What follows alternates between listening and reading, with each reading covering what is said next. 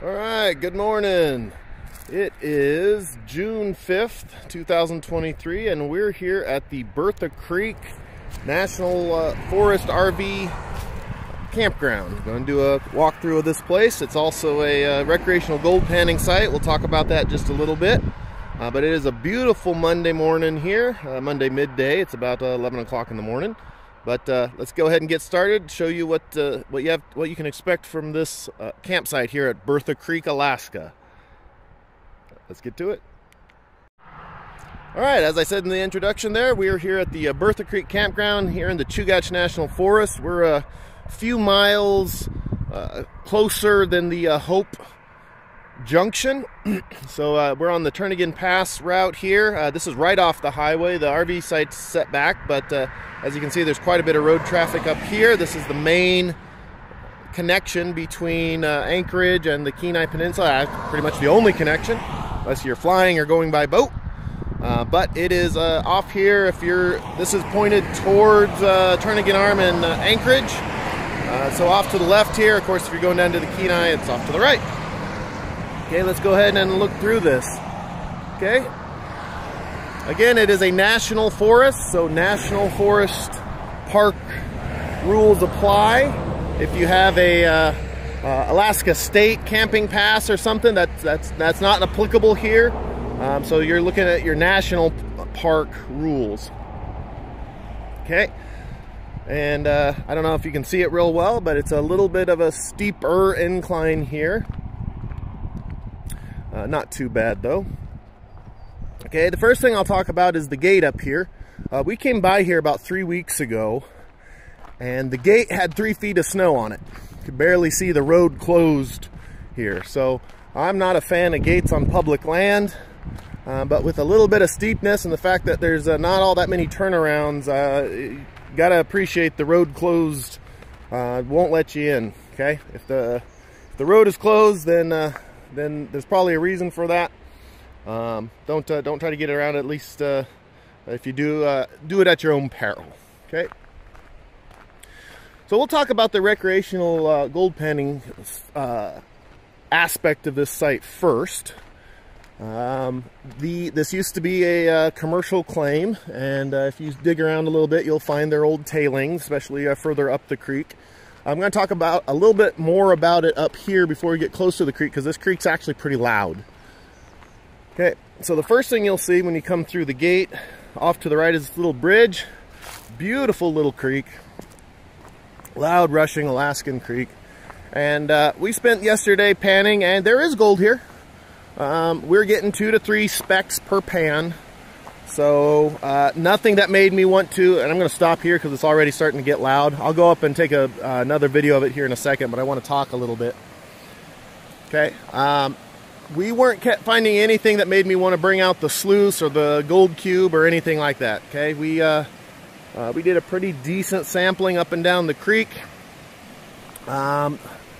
Rumors will tell you that if you go above the highway a ways, it gets better, and those rumors are true, but a better is a few more specks per pan.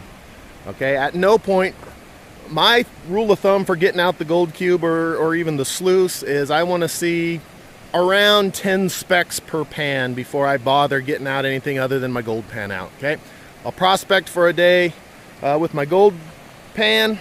I use a super sluice from Garrett. And if it's less than 10 specks, now this is for flower gold, of course. If I'm getting anything coarse, then that changes the equation.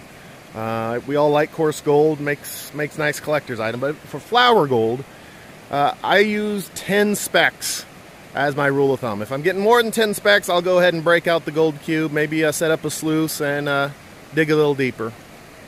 But I went up and down this creek. I went above the highway, above the culverts there, and I was getting at most 3 specks, 3 tiny little flower gold specks per pan. So nothing that made me want to break out any of the heavier equipment.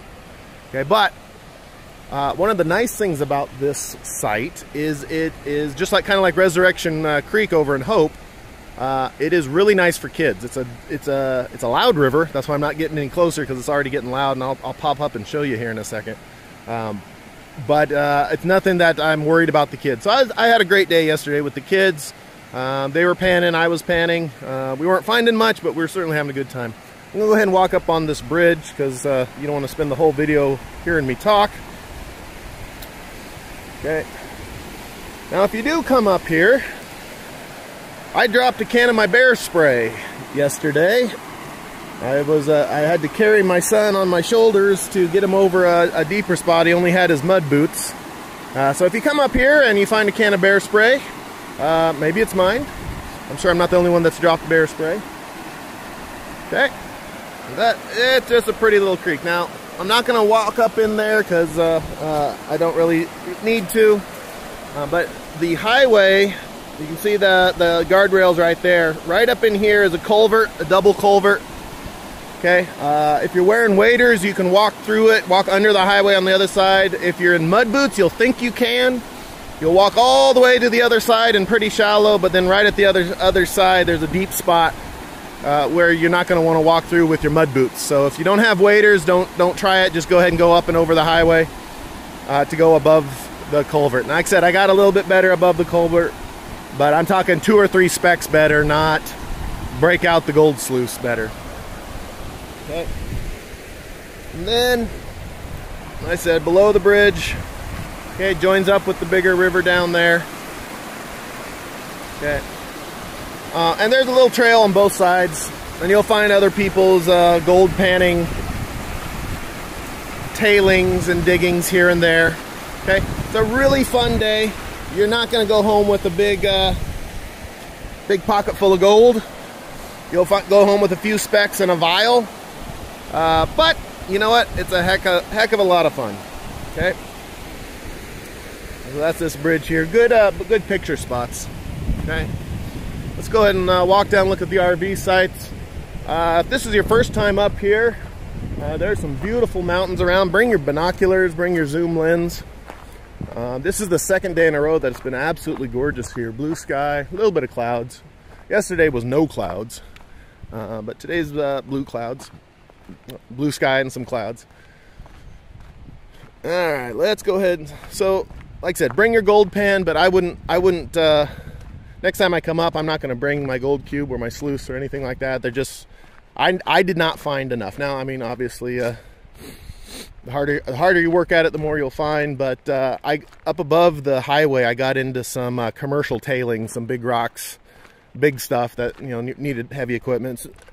And when you realize this used to be a commercial venture, you can imagine that they didn't turn it over to the public until they thought it was mined out of the big stuff or a lot of the finds, and it probably is. Okay, you're gonna find some specks, you're gonna have some fun, you're not gonna go home rich. Okay, there's a little I'll walk down here because this is just pretty. Off to the right here, this is before you get to the self-registration station. Off to the right, there's another little trail. Let's go ahead and walk down it. Can't ride ATVs. There was a family, very nice family, running around yesterday, but they had their ATV out. You know, there's no camp host here. We've been here a couple days. We haven't seen any rangers come through, so you know, there's nobody that's eyeballing everything you do here. But you know, if the sign says no ATVs, you know, don't run your ATV around. They were polite about it. And I am not the sort that runs off and reports every little thing I see wrong, because well, I've done some things that I shouldn't have, not knowing. I didn't need somebody running off. But pay attention to the signs. So you walk down here. This is where Bertha Creek joins up with the bigger river here. I forget what this is called. Somebody'll know, and will think I'm getting old. I forget what it is. But here's the mouth of Bertha Creek as it comes in. A little couple little seats here you can set up. Okay, I ran some pans down here just to see if there, you know, if any finds washed down here. We found absolutely nothing down here. Okay, not even a speck. All the specks were up above the bridge, and then more specks above the highway. But we found nothing down here. That doesn't mean you shouldn't try, and I'm sure there's something down in there, right? If the finds are upriver, then they're downriver. But we didn't find anything here. Okay. The other thing I want to point out is look at all this brush. Okay. Can't see very far in this brush. Okay, this is the first place that I've done a video on where I'd say that I'm fully in bear country. There's a reason why I lost my bear spray, is because I had my bear spray on me. Okay, I got another one now. You know, I had 2 or 3 in the truck, but you are in bear country.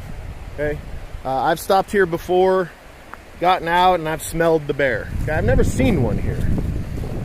But there's a few moose sign here and there, but there is definitely bear up here. Okay, so carry your bear spray. If you carry any stronger medicine for bear, by all means do it. But this is not a place. I also don't let my kids just run free here. Okay, little baby humans are a lot like little baby bear cubs. Big old boar would like nothing to pick a few of those off. Okay, that doesn't mean you have to be paranoid. Please don't avoid the place, but you are in serious bear country here. That also means that I kept our camp a much cleaner and freer of food smells than I have other places. There's no reason to set up a bait station at your campsite. Okay, either burn your food garbage, okay, or better yet, use the provided dumpster and make several trips. Okay, a little dumpster right here in front of us. Okay, it's got a bear-proof mechanism on it, but keep your campsite clean. There are bears here. Okay.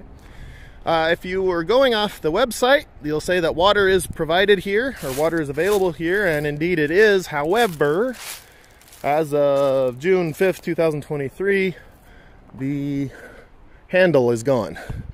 Okay, so you are not able to get water at this time.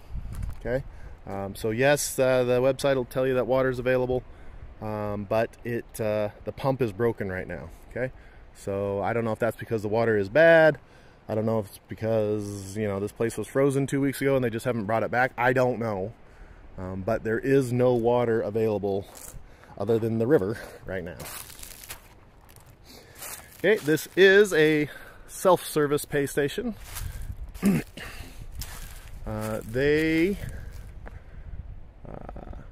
it is a national forest, so it'll be national forest prices and rules. You can make they do take checks, of course, no foreign currency. Quiet hours 10 to 6, no pets, no ATVs.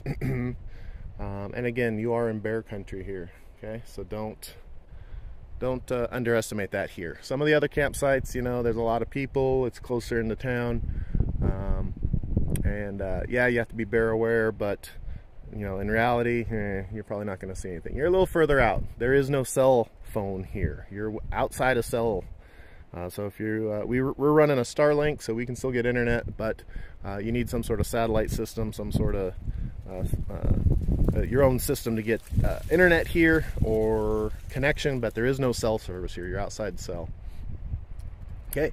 Again, as I said, you're at a national park, so camping fees is $19. If you do have a access pass, it's about half price, you know, $9.50, $10, whatever. And you standard pay envelope here system.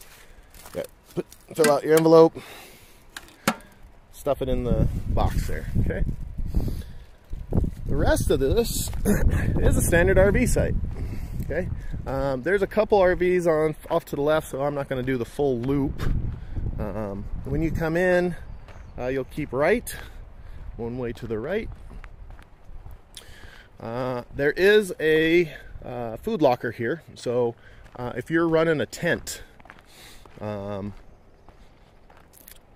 site and you don't have room in your car, I've never seen anyone use one of these food storage lockers.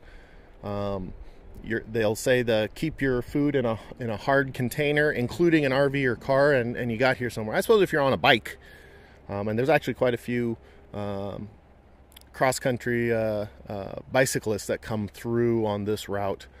So if you don't have a hard vehicle to keep your food in, this would be a lifesaver, literally. So you can keep your food there, or if you're just overly concerned about it in your RV or car. Okay. The sites themselves are pretty nice. I'll just do a quick look at number one here. They're all pretty similar. Plenty of space. You can get a pretty good size RV in here. They have a nice picnic table and a fire ring. No hookups, of course. That shouldn't surprise you. Okay. This is national forest, so you can harvest some of the dead branches and firewood that's around to run a little fire. Okay, and they do have a fire pit here, so there you go. Sorry about that. Okay, a lot of the firewood available here is this cottonwood, which makes lousy campfire firewood, but it does burn, if poorly. So you can give it a shot. Okay.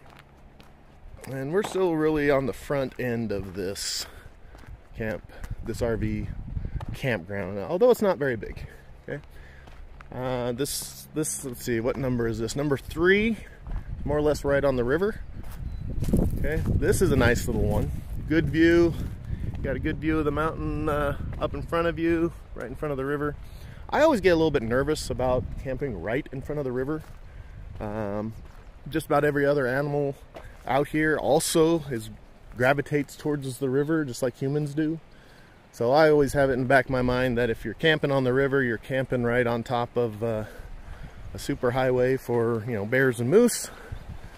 Probably overly paranoid, but just because you're paranoid doesn't mean they're not out to get you. Okay, but we didn't pick this spot, not because of possible bear or moose, but because right here, this is not Bertha Creek. This is the main river here. A little bit deeper. We got some little kids, so we don't want them dropping off into the river here. It's not exceptionally dangerous for an Alaskan river. You know, it's not a glacial silt river that that is just roaring and rushing and they'll never see you again. But that is a little bit faster there, a little bit deeper. Little 3-year-old drop into that. They're not getting out without help, and we didn't want to worry about that, so we didn't take this one. But if you're not worried about little ones dropping into the river, this is a beautiful spot. Okay, sit here and listen to the river all day long. Okay. And again, these sites are actually pretty spacious. Okay. I don't know who cut those trees down. I imagine the Forest Service Department did. Like anything else, don't cut any live trees. Okay. But once it's down, have at it. You'll need a chainsaw for those bigger ones, though. Your little handsaw isn't going to cut it. Okay. All right. And the last thing I'll show you. It does have outhouses here, latrines, pit latrines, reasonably clean. They're a little bit further. This is further off grid, so they probably don't get serviced quite as often.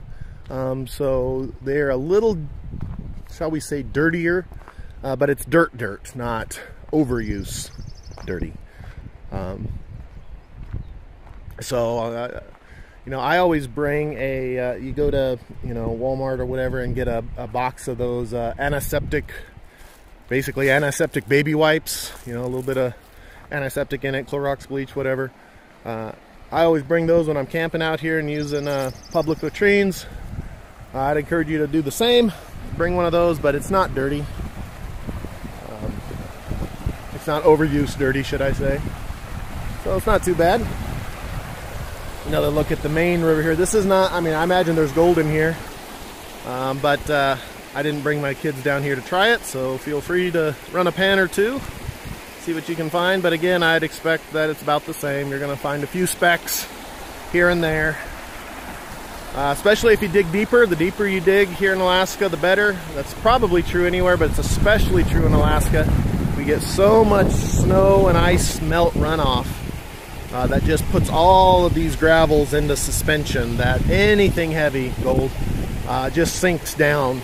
Okay, so there's a few places that you can find decent gold right on the surface, but generally if you're out prospecting in Alaska, then you need to be digging down deep. And by deep I mean maybe 10 inches, 2 feet. A lot of times the layer itself will tell you. If you dig down, find yourself a clay layer, certainly bedrock, obviously, that's grade school. Okay, but digger deep, the more you'll find in general. Sometimes I've dug a couple creeks around here that they say there isn't any gold, but once I got to about 10 inches to a foot, I suddenly find one a little bit. So when you're prospecting with a gold pan, you tend to be a bit lazy because you got to move a lot of material just to run a pan. But by all means, be a bit lazy. Get the easy stuff. But take time to dig that 2 to 3 foot deep pit. See what's at the bottom of it. I think you might be surprised, especially here in Alaska. But for an RV site, this is beautiful. Okay, I'll go out this way a little bit, but we're about done. It's no frills. There's a dumpster. It's not full. It looks like they probably take it out pretty frequently. There's pit latrines that are reasonably clean. My pet peeve is people leaving trash, and this site is pretty clean for trash. You're far away from any. You're what, about 2 hours from Anchorage, hour and a half, 2 hours from Anchorage, but this is on the way to the Kenai, so people don't usually stop here unless they're just kind of burbling along. So it was reasonably, there's a few people over the weekend, but it wasn't full. There was always at least one site available. How many sites are there? There's like 12 here. Okay.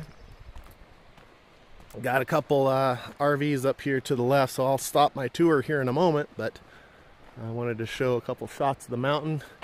A nice little creek coming off the mountain there. If you were super ambitious, there's a part of me that tells me that the tops of those mountains would be within reach of a day hike. If you were feeling ambitious, you'd have to get across the river, fight your way up all that brush, but there's nothing saying you couldn't make it to the top of those mountains in a day. A hill, it's not a mountain, it's a hill. But obviously I got some kids, so I'm not gonna even give it a try other than dreaming of another day. Oh, one thing here. Last year's high bush cranberries are still around. Okay, get a close-up on this. There's a little swampy area here. The high bush cranberries are still around. Okay, I haven't tried eating one of those here yet, but they are edible.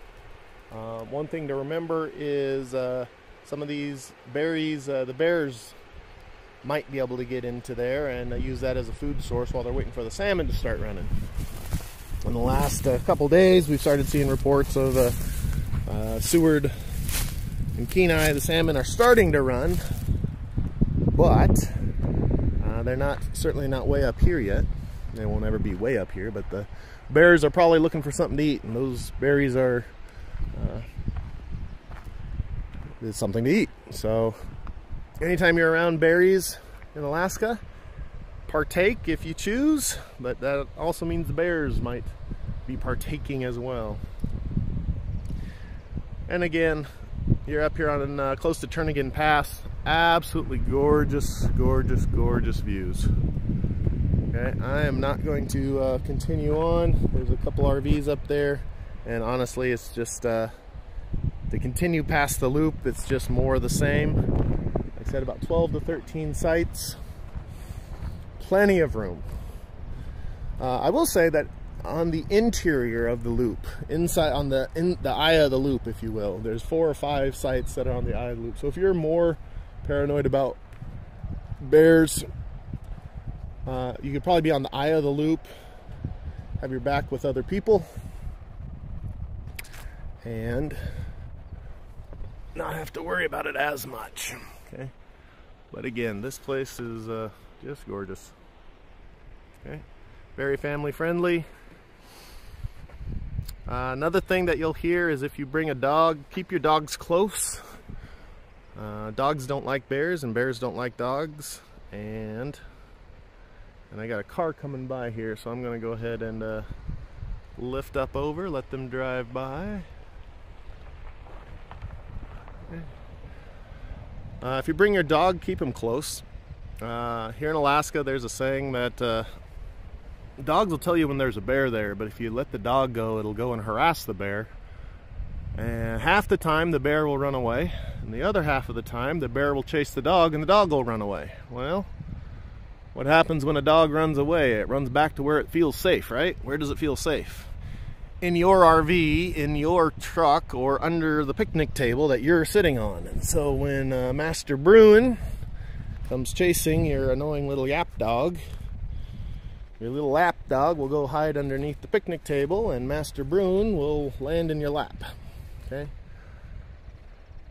So keep your dogs close. They make a nice little alarm, but you know, 50-50 odds of whether the bear runs away or your dog runs away, or the bear just kills your dog, but usually most dogs are quick enough for that. But keep your dogs close. Makes a great security system and alarm, but you let them run, they'll bring back a bear. Other than that, Bertha Creek Campground, Chugach National Forest, June 2023. Beautiful site. Encourage you to come by and check it out. Bring a gold pan. Don't bring high hopes for lots of gold. Probably not there. If you prove me wrong, mention it in the comments. But there you go. Appreciate your time and happy camping.